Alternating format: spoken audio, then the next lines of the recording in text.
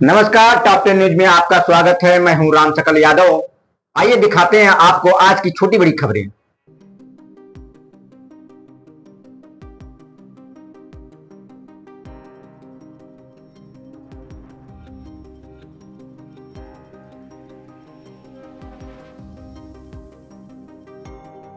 उत्तर प्रदेश सरकार के पंचायती राज मंत्री और भाजपा के राष्ट्रीय अध्यक्ष ओम प्रकाश ने आजमगढ़ में एटीएस की कार्रवाई को लेकर समाजवादी पार्टी पर बड़ा राजनीतिक हमला बोला है। अतरौलिया स्थित निरीक्षण भवन में जन सुनवाई कार्यक्रम के बाद पत्रकारों से बातचीत करते हुए राजभर ने सवाल उठाया कि आखिर समाजवादी पार्टी के गढ़ कहे जाने वाले इलाके से ही बार बार आतंकी गतिविधियों से जोड़े लोगों की गिरफ्तारी क्यों हो रही है। उन्होंने एटीएस की कार्रवाई की सराहना करते हुए कहा कि देश और समाज की सुरक्षा के लिए ऐसी कार्रवाई जरूरी है।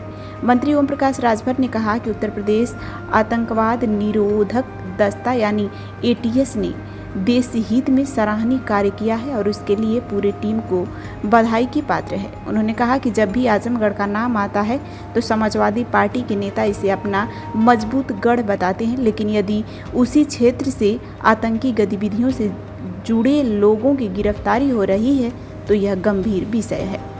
राजभर ने आरोप लगाते हुए कहा कि यदि कोई संदिग्ध व्यक्ति लंबे समय तक किसी क्षेत्र में रह रहा है और उसकी गतिविधियां सामने नहीं आई तो यह जांच का विषय है कि उसे संरक्षण कौन दे रहा था। उन्होंने कहा कि इस मामले में कई सवाल खड़े होते हैं जिसका जवाब जनता जानना चाहती है।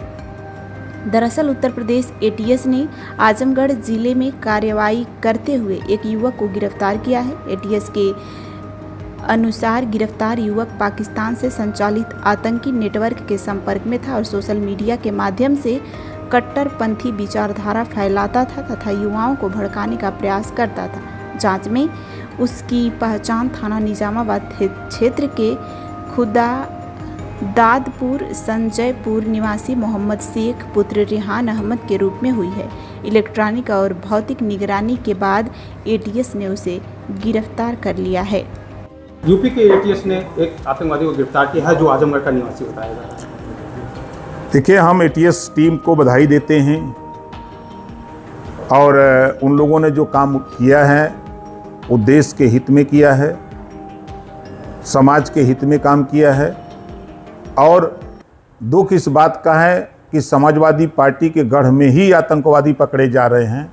इसका मतलब कि समाजवादी पार्टी के नेता आतंकवादियों को संरक्षण देते हैं आजमगढ़ में, जिसके वजह से जब भी कोई पकड़ा जाता है तो आजमगढ़ के से ही गिरफ्तार होता है। ऐसा क्यों होता है? काफ़ी दिनों से आजमगढ़ में रह रहा है, निजामाबाद में है, पाकिस्तानी का वो भी चीटर भी है। भाई, आजमगढ़ का नाम आता है तो सपा के लोग सीना ठोक के कहते हैं सपा का गढ़ है। तो सपा के गढ़ में अगर आतंकवादी पकड़ा जाता है और लंबे समय तक अगर वो निवास करता है, इसका मतलब कि समाजवादी पार्टी के नेताओं का संरक्षण होगा, तभी नहीं रह रहा है। सर्वोदय पब्लिक स्कूल आजमगढ़ में आपका स्वागत है, जहां हर दिन एक नई शुरुआत होती है।